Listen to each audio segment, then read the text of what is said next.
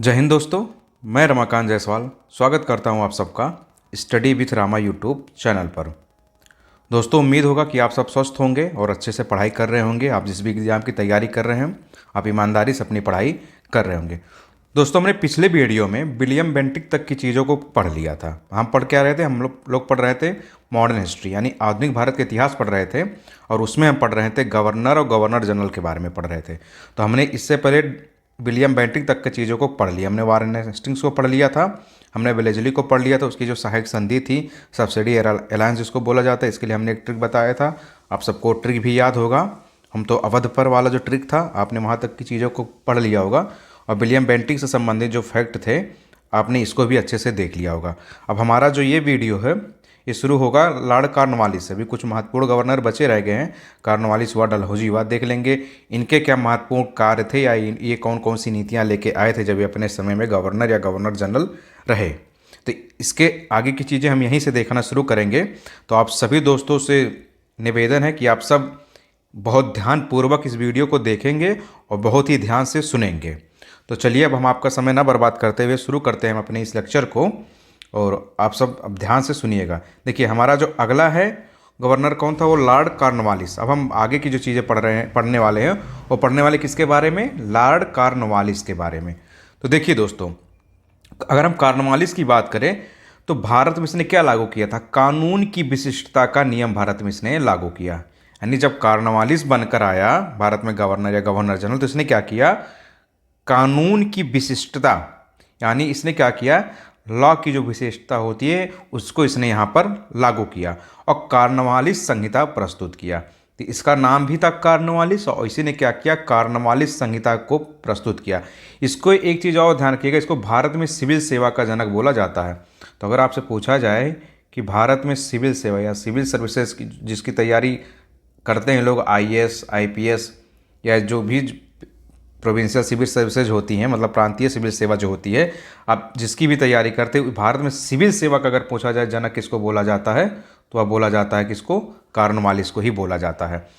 और क्योंकि आप देखेंगे यहाँ पर दिया भी है कि भारत की पर संविदाबद्ध सिविल सेवा का प्रारंभ किसने किया था? कॉर्नवालिस ने।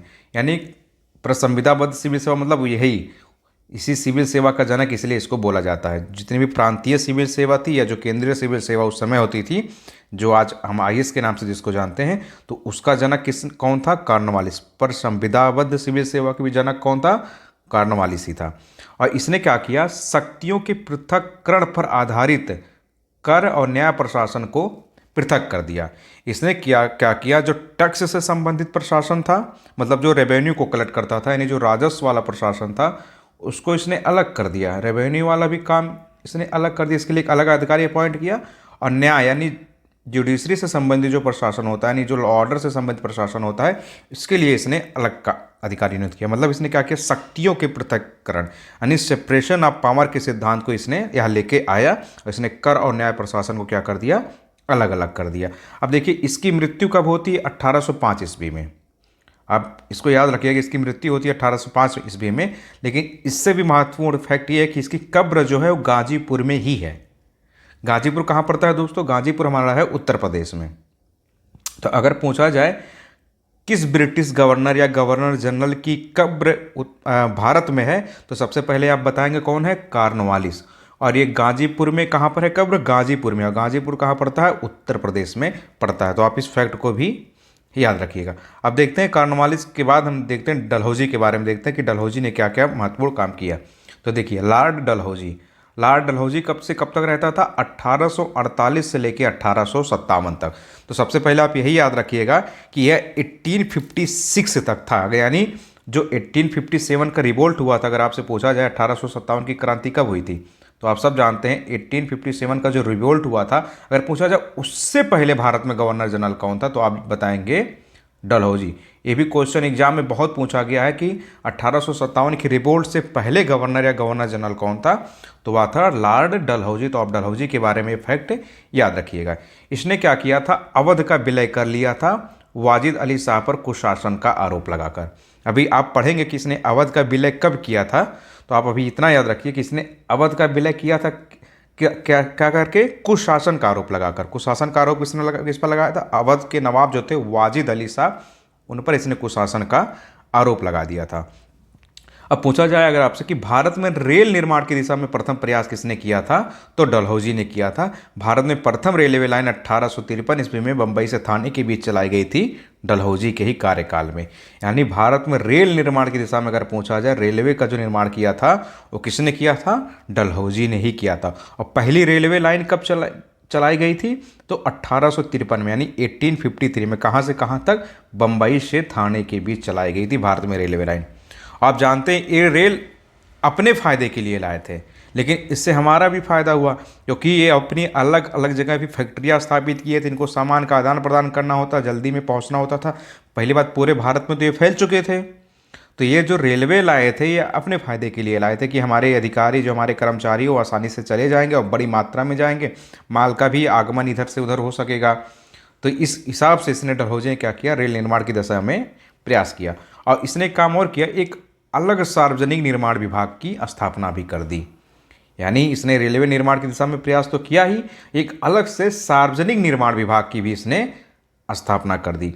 अब देखते हैं व्यक्तिगत का सिद्धांत किसका है। तो पहले आप यही याद रखिएगा, व्यक्तिगत का सिद्धांत अगर पूछा जाए, जिसको हम बोलते हैं हड़प नीति, तो वो है डलहौजी की थी। देखिए व्यक्तिगत के सिद्धांत को क्या बोलते हैं, डॉक्ट्रिन ऑफ लैब्स। तो आप ये याद रखिएगा, डॉक्ट्रिन ऑफ लैब्स। तो अगर आपसे पूछा जाए व्यक्तिगत का सिद्धांत, यानी व्यक्तिगत का सिद्धांत किसका है, तो वो है डलहौजी का। इसी को बोला जाता है डॉक्ट्रिन ऑफ लैब्स या हड़प नीति। इसी को ही बोला जाता है हड़प नीति। तो आप ये याद रखिएगा, चाहे हड़प नीति आपसे पूछा जाए या व्यक्तिगत का सिद्धांत पूछा जाए या डॉक्ट्रिन ऑफ लैब्स से पूछा जाए, तो ये है डलहौजी की। आपने इससे पहले पढ़ा है ब्लेजली के बारे में, इसके कौन सी थी, सहायक संधि। और सहायक संधि को क्या बोला जाता है, सब्सिडियरी अलायंस।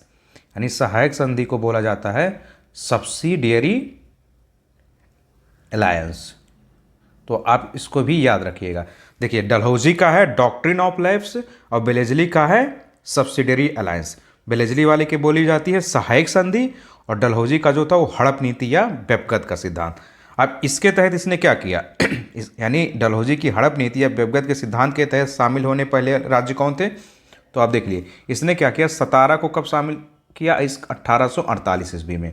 और जैतपुर और संभलपुर को कब शामिल किया, 1849 ईस्वी में। बघाट को कब शामिल किया, 1850 ईस्वी में। उदयपुर को कब शामिल किया, 1852 ईस्वी में। झांसी को कब शामिल किया, 1854 ईस्वी में। और नागपुर को कब शामिल किया, 1854 ईस्वी में। तो देखिए इसका क्या होता है, एग्जाम में क्रम पूछ लिया जाता है, यानी आपसे सीक्वेंस पूछ लिया जाता है कि डलहौजी का जो व्यक्तिगत का सिद्धांत है इसके तहत शामिल होने वाले पहले राज्य कौन है। तो जब आपसे क्रम पूछा जाता है तो उस समय आपको एग्जाम में बहुत बड़ी मात्रा में कन्फ्यूजन क्रिएट हो जाता है कि सबसे पहले किसको शामिल किया जाता है। क्योंकि इससे पहले अभी आपने पढ़ा है सहायक संधि के बारे में, पढ़ा था पिछले वीडियो में, तो उसके तहत भी पूछा यही जाता है कि किसको सबसे पहले शामिल किया गया, किस राज्य को।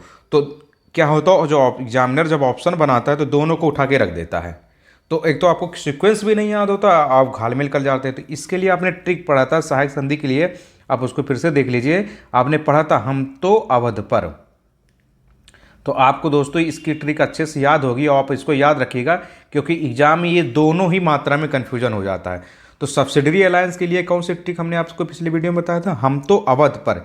लेकिन आप ध्यान रखिएगा उसी तरह व्यक्तिगत के सिद्धांत के लिए एक ट्रिक है, वो क्या है, सजय सब झांसी नागपुर अवध के लोग।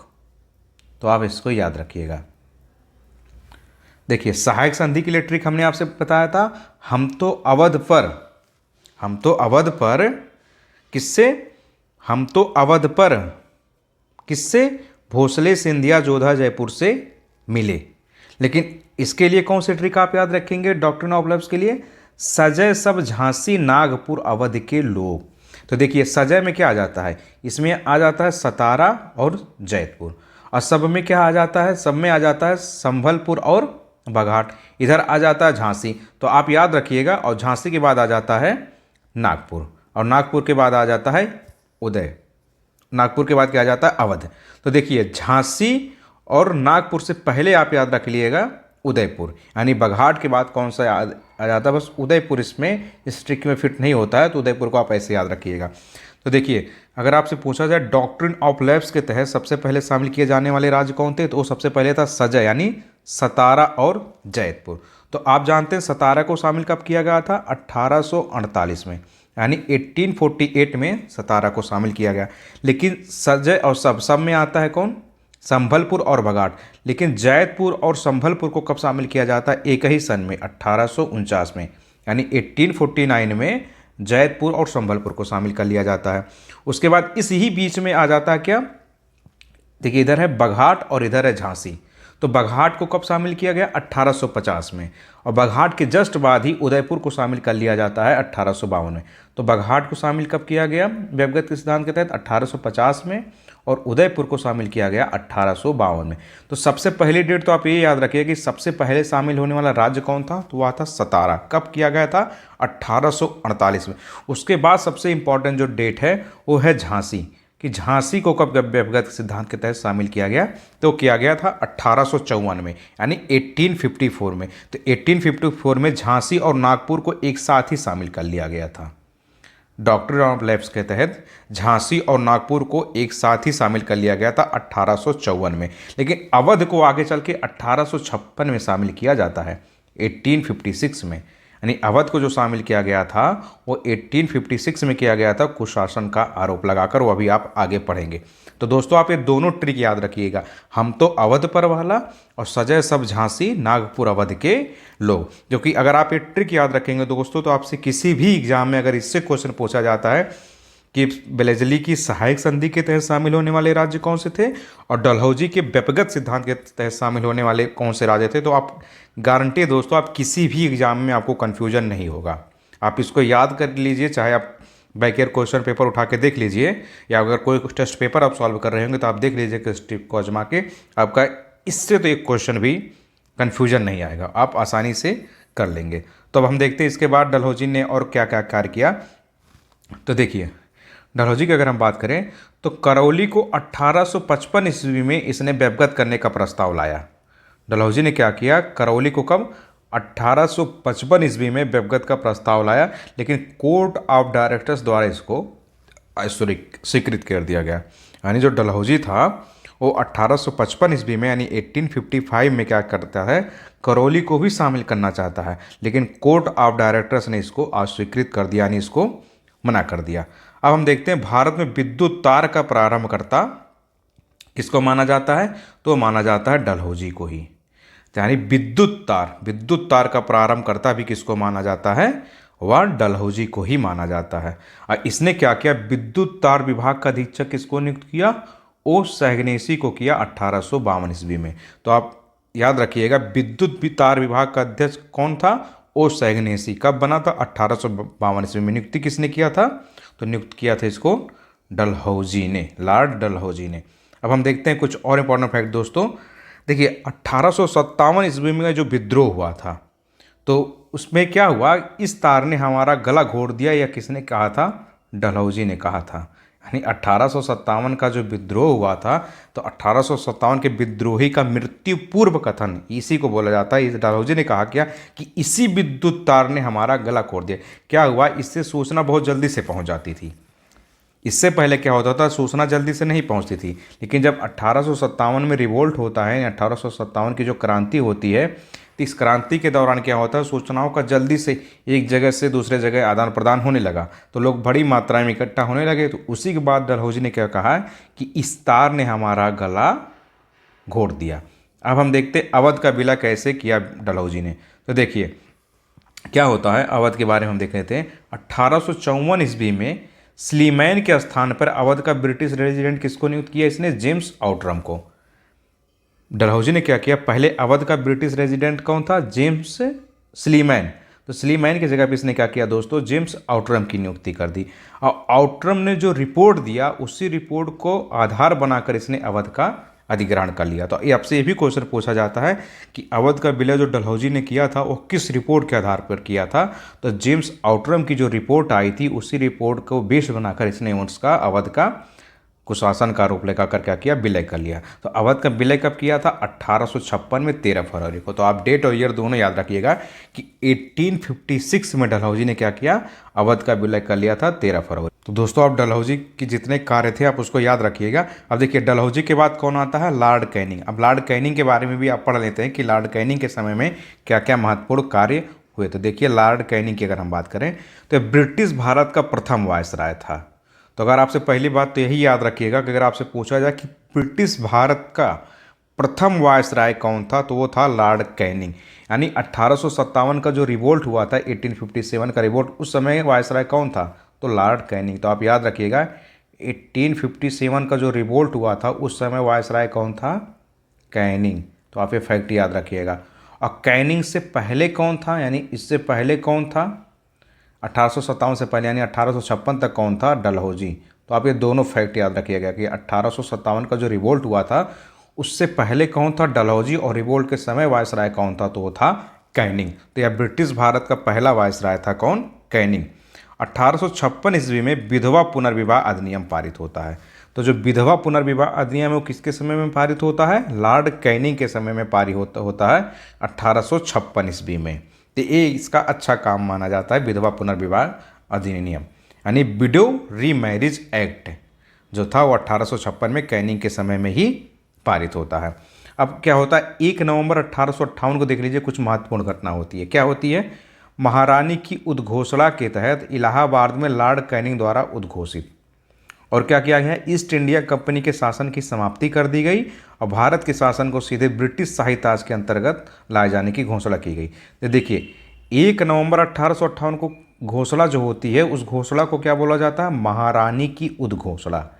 ये कहाँ होती है, इलाहाबाद में होती है। 1858 की जो घोषणा होती है महारानी की, इलाहाबाद में होती है। और किसके द्वारा होती है, लॉर्ड कैनिंग के द्वारा ये उद्घोषणा होती है।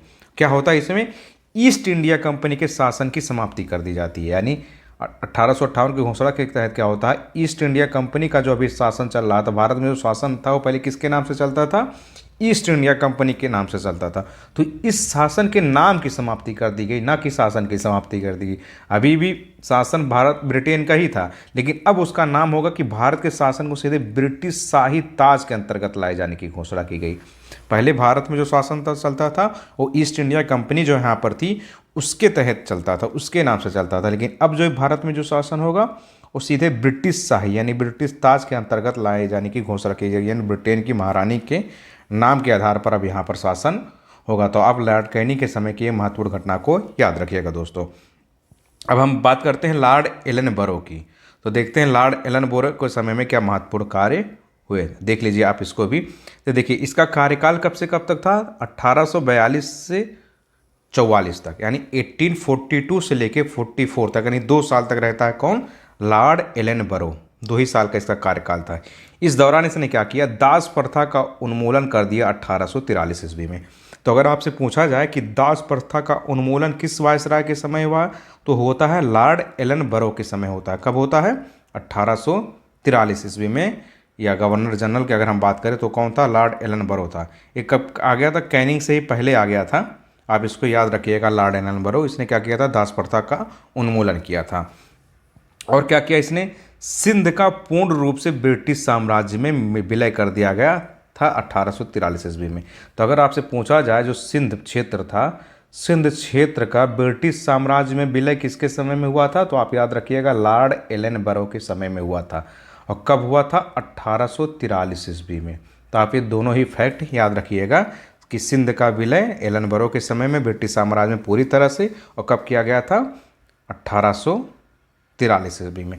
अब हम देखते हैं दोस्तों लॉर्ड मेयो के बारे में, देखते हैं कि लॉर्ड मेयो ने क्या काम किया। तो देखिए लॉर्ड मेयो जो था वो 1869 से लेके 72 तक रहता है, यानी 1869 से 72 तक कौन रहता है, तो वह रहता है लॉर्ड मेयो। आप इसको याद रखिएगा। तो प्रथम जो जनगणना प्रारंभ हुई थी वो लॉर्ड मेयो के ही समय हुई थी 1872 ईस्वी में। तो आपसे पूछा जाए कि प्रथम जनगणना यानी प्रथम सेंसस का प्रारंभ कब हुआ, तो आप बताएंगे लॉर्ड मेयो के समय में हुआ था। कब, 1872 ईस्वी में प्रथम जनगणना का प्रारंभ हुआ था 1872 में। और देखिए इसकी हत्या कहाँ कर दी जाती है, अंडमान निकोबार में। तो आप याद रखिएगा कि कार्यकाल के दौरान किस वायसराय की प्रथम वायसराय की हत्या की गई, तो लॉर्ड मेयो को। तो आप इसको याद रखिएगा, वह प्रथम वायसराय जिसकी कार्यकाल के दौरान हत्या कर दी गई थी, तो वह कौन था? Lord Mayo. और इसकी हत्या कहाँ की गई थी? अंडमान निकोबार में। और हत्या करने वाला कौन था? शेर अली एक अफरीदी, शेर अली अफरीदी ने इसकी हत्या की थी।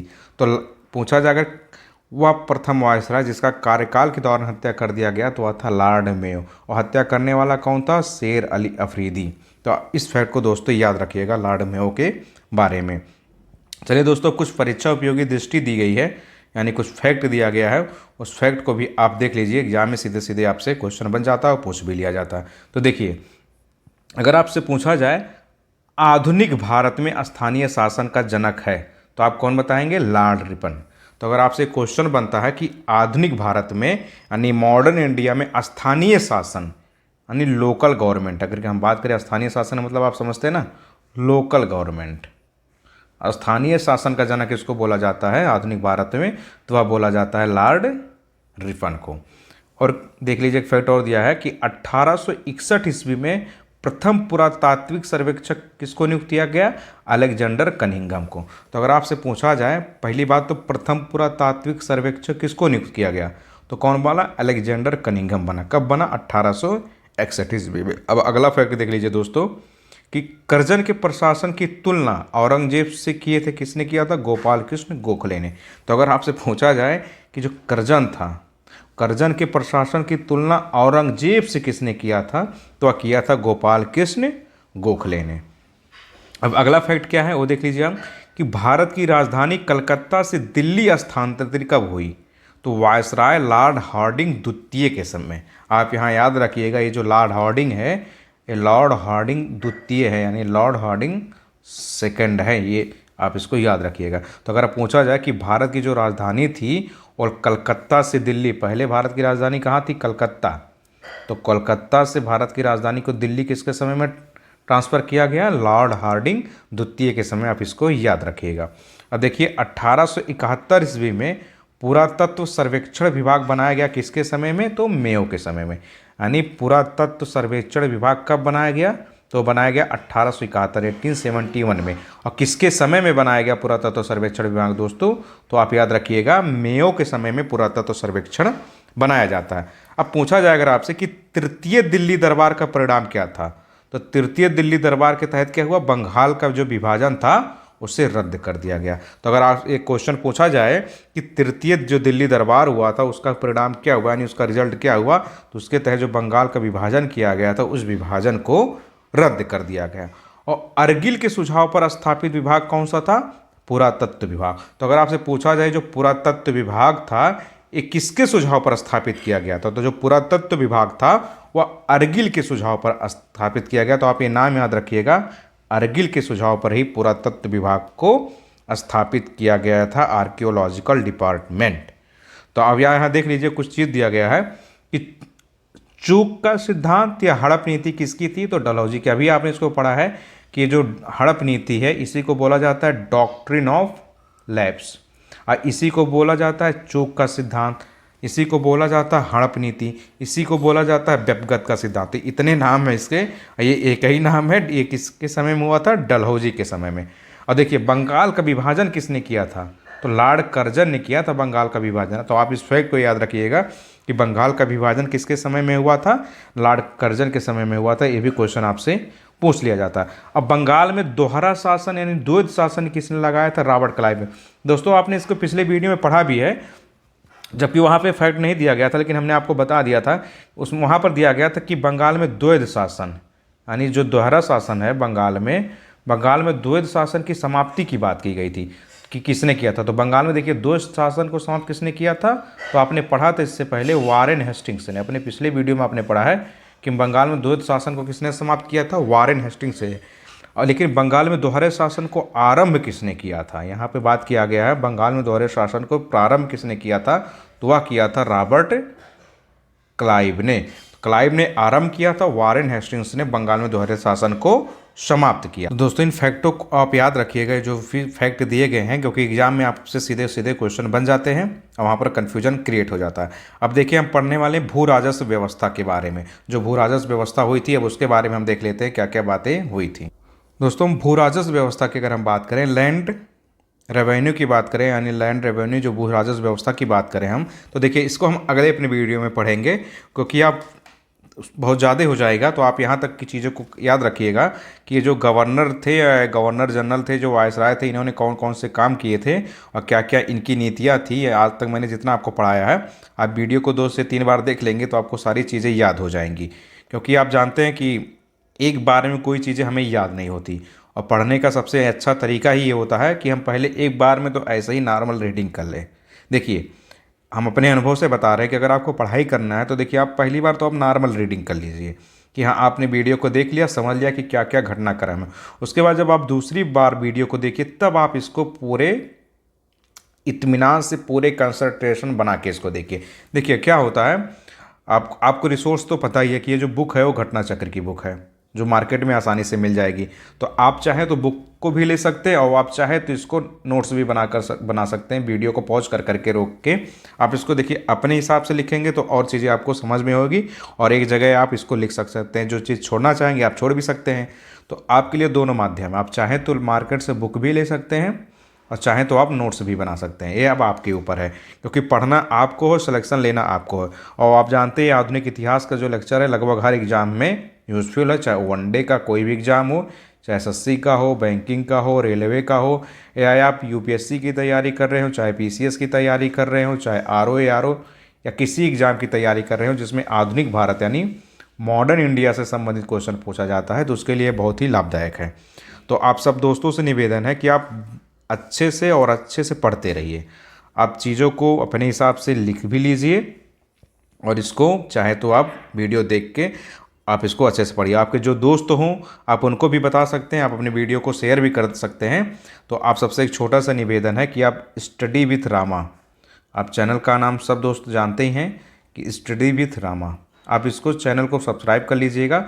और आपके जो भी फ्रेंड्स हो या जो भी घर में भाई बहन हो, जो भी कंपटीशन या किसी भी एग्ज़ाम की तैयारी कर रहे हो, और वीडियो उन तक शेयर कर दीजिए, और वीडियो को आप लाइक कर दीजिए। देखिए दोस्तों, हमारे पढ़ाने का यही मोटिवेशन है, हम आपको अपने तरफ से ईमानदारी से पढ़ा रहे हैं। तो आप भी एक छोटा सा हमारे लिए काम कर सकते हैं कि आप वीडियो को शेयर कर देंगे, लाइक कर देंगे। बाकी तो मैं आपको कम्प्लीटली पढ़ाऊँगा ही, मेरा डेली ये शेड्यूल है, आपको डेली इसके बारे में मैं पढ़ाऊँगा। आपको रोज़ आधे घंटे 1 घंटे की वीडियो मिलते रहेंगे। वीडियो लेंथी बनाने का कोई मतलब नहीं है, क्योंकि आप भी बोर हो जाते हैं, हमारे पास भी समय कम होता है। तो आप छोटे छोटे वीडियो को आप आराम से देखते रहिए और रिवीजन करते रहिए। दिन में 2-3 बार आप पढ़ लेंगे तो आपको चीज़ें अच्छे से याद हो जाएगी। तो दोस्तों, उम्मीद है कि आप सब स्वस्थ होंगे, मस्त होंगे और पढ़ाई करते रहे होंगे। तो चलिए मिलते हैं फिर नेक्स्ट वीडियो में। बहुत बहुत धन्यवाद आप सबका वीडियो देखने के लिए। जय हिंद माय डियर फ्रेंड।